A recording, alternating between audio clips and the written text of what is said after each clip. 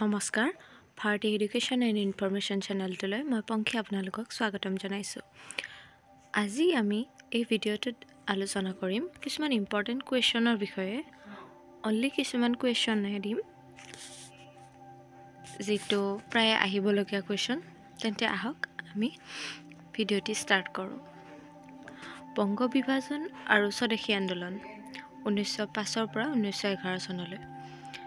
Number 1 কুৱেশ্যনটো হৈছে স্বদেশী আন্দোলনৰ সময়ছোৱাত বংগদেশৰ জাতীয় শিল্পৰ বিকাশ কেনেদৰে হৈছিল।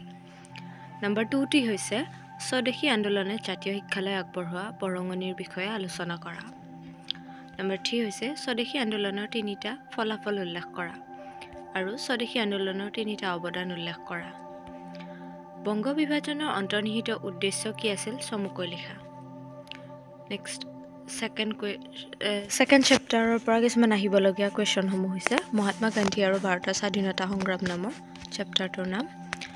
নম্বৰ 1 হৈছে 1947 চনৰ 3 জুনৰ ঘোষণাপত্ৰৰ প্ৰধান বৈশিষ্ট্যসমূহ কি আছিল। উত্তৰ হৈছে ভাৰতবৰ্ষক বিভাজন কৰা হ'ব। উত্তৰ পশ্চিম সীমান্ত প্ৰদেশত গণমত সাপেক্ষে বাসিন্দাসকলে ভাৰত অথবা পাকিস্তানত যোগদান কৰিব পাৰিব। পাঞ্জাৱ আৰু বংগদেশৰ প্ৰাদেশিক বিধানমণ্ডলে প্ৰদেশ দুখন বিভাজিত হ'ব নে নহয় নিজে সিদ্ধান্ত গ্ৰহণ কৰিব।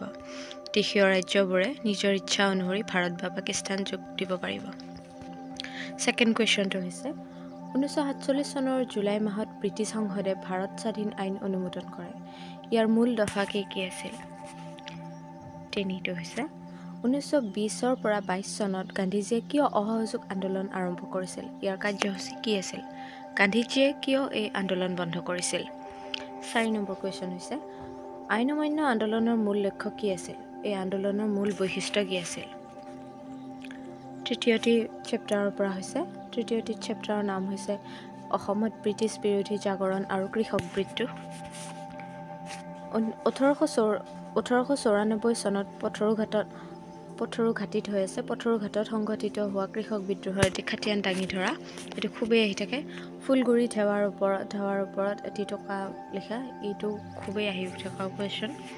কি কাৰণত অসমত 1857 পৰা 58 চনৰ বিদ্ৰোহ ব্যৰ্থ হৈছিল আলোচনা কৰা।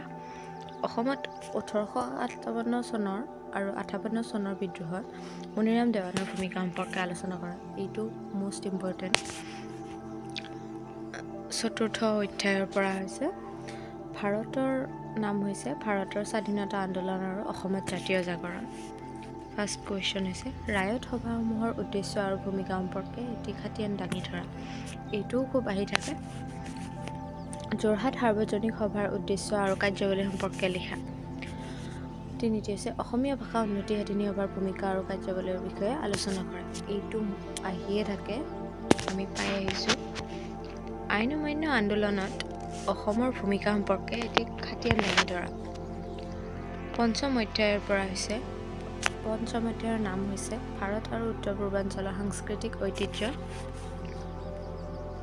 উত্তৰ পূৰ্বাঞ্চলৰ এক উমৈহতীয়া সুকীয়া পৰিচয় কেনেকৈ সৃষ্টি হৈছে।